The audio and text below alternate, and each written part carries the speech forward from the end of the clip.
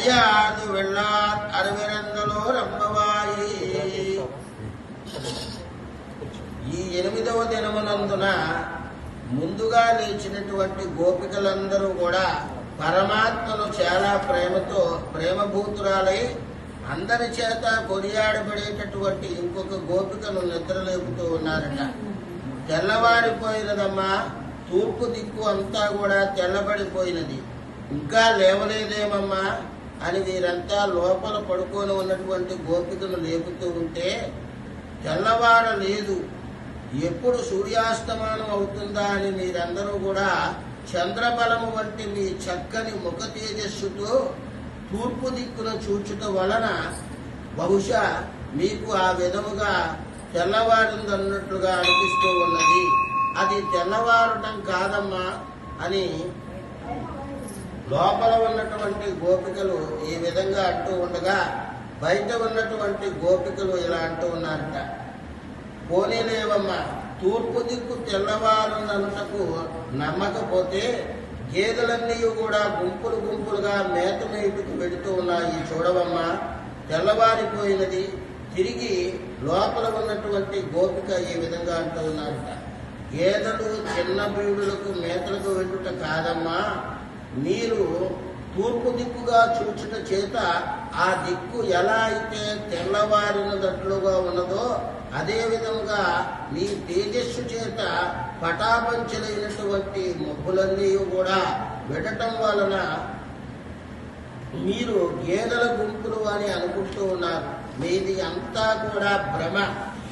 మీరు తెల్లవారుందనుకుంటూ ఉన్నారు కదా, మీరంతా కూడా లేచి వచ్చారా అని అడిగారట లోపల ఉన్నటువంటి గోపిక. అలా అడగగానే అంతా లేచి వచ్చామమ్మా, అందరం కలిసి యమునా నదికి వెళుతున్నామమ్మా.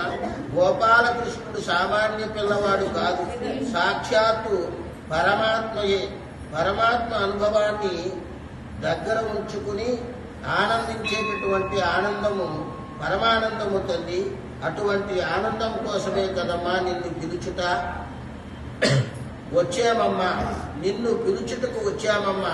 మా ప్రాప్యము శ్రీకృష్ణ పరమాత్మ గృహమే కదమ్మా.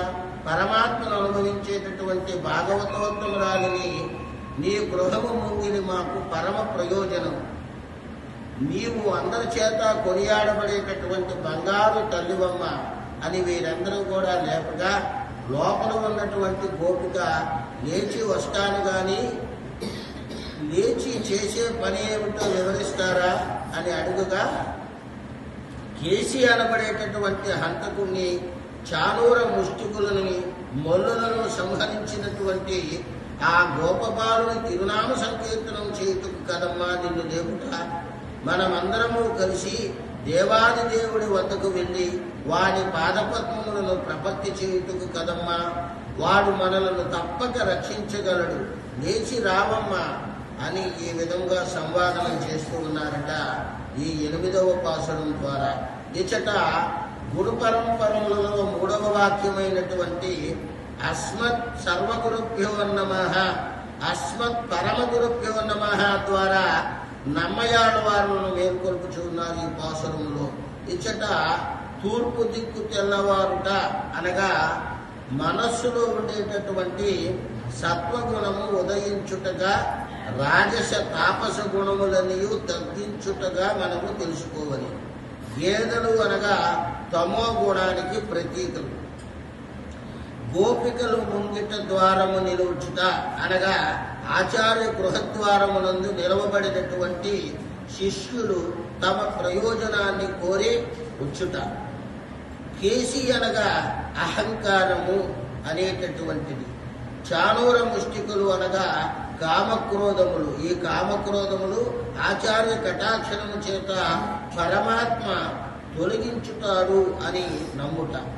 ప్రాప్యము అనగా ప్రతి జీవుడు తప్పక పొందవలసినటువంటి తత్వము. దీనినే పురాణములు, ఇతిహాసములు, భాగవతములు ఇటువంటి ప్రతిపాదన తెలిసినటువంటి ప్రాప్యము అయినటువంటి వాటిని తెలుసుకోగలగటం. ప్రపత్తి అనగా భగవంతుడొక్కడే ఉపాయము అని అర్థం అన్నమాట. ఉపాయము అనగా స్వామిని నమ్మితే ఆయనయే మనకి ఉపాయం అనబడేటటువంటి విషయాన్ని మనం తెలుసుకోగలగటం అని 8వ పాశురం ద్వారా మనకి తెలియబడుతూ ఉన్నది. జై శ్రీమన్నారాయణ, జై జై లక్ష్మీనారాయణ, జై జై లక్ష్మీనారాయణ. అస్మత్ పరమ